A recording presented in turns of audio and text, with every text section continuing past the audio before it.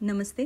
गावाकडे सगळे एकत्र आले की असे झणझणीत रस्सा बनवून खायला काही वेगळीच मजा येते. आज सगळ्यांसाठी आणलेले आहेत हे 3 किलो खेकडे. ते व्यवस्थित साफ करून घेतले. बरेच जण खेकड्याला चिंबोरी असंही म्हणतात. तर याच्यामधला जो काळा पार्ट आहे तो सगळा काढून टाकायचा आणि हा जो पिवळसर भाग आहे तो थोडा एका बाजूला करून घ्यायचा. या पद्धतीने ह्या सगळे खेकडे आहेत ते साफ करून घेतलेले आहेत. आता हे खेकडे आहेत ते स्वच्छ पाण्याने अगदी खळखळून धुवून घ्यायचे. याच्या नांग्या मोठ्या बाजूला काढायच्या आणि छोट्या आहेत त्याही बाजूला काढून घ्यायच्या.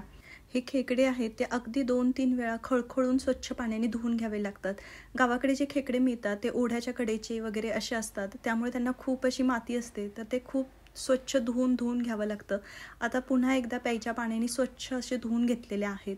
आता कालवण आहे तर त्याच्या वाटण्यासाठी आपल्याला भाजलेलं खोबरं, लसूण, आलं, कोथिंबीर आणि भाजलेला कांदा लागणार आहे.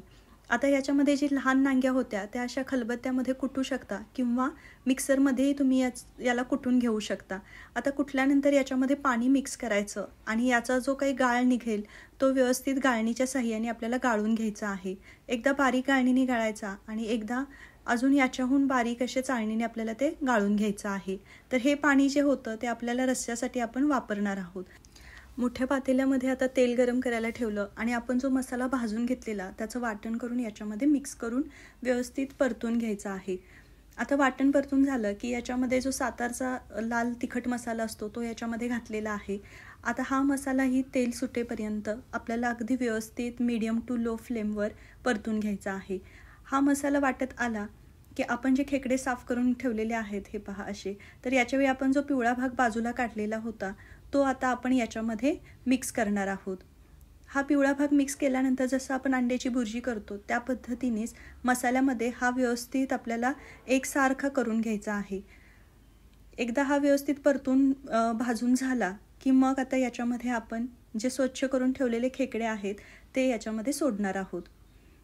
तर हे खेकडे टाकलेले आहेत. ह्याच्या ज्या मोठ्या नांग्या आहेत त्या तुम्ही भाजूनही खाऊ शकता, पण आज खूप लोक असल्यामुळे हा नांग्या आणि ह्याचे जे वरचा भाग आहे ते पूर्ण एकत्रच रश्श्यामध्ये टाकलेला आहे.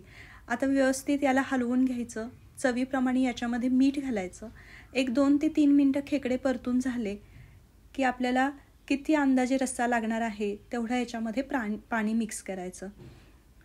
आता जे आपण पाणी निथळून घेतलेलं होतं छोट्या नांग्यांचं ते आधी मिक्स करायचं. त्याच्याने कितीसा रस्सा तयार होतो पाहायचा आणि मग वरून तुम्ही गरम पाणी ओतू शकता. आता तुम्ही 2-3 वेळा जरी गाळलं तरी शेवटी बघा ही अशी रहाळ राहते, त्यामुळे आपल्याला वरचं पाणीच या रस्स्यामध्ये मिक्स करायचं आहे.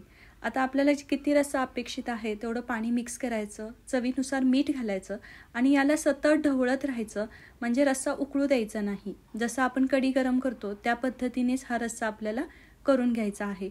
रस्सा तयार होत आला की हे खेकडे जे आहेत ते हळूहळू खालचे वर यायला लागतात आणि झणझणीत रस्सा तयार होतो. कांदा, लिंबू आणि गरमागरम भाकरी त्याच्याबरोबर हा असा मस्त उकळता रस्सा नक्की ट्राय करून बघा. आवडल्यास लाईक करा, सबस्क्राईब करा. धन्यवाद.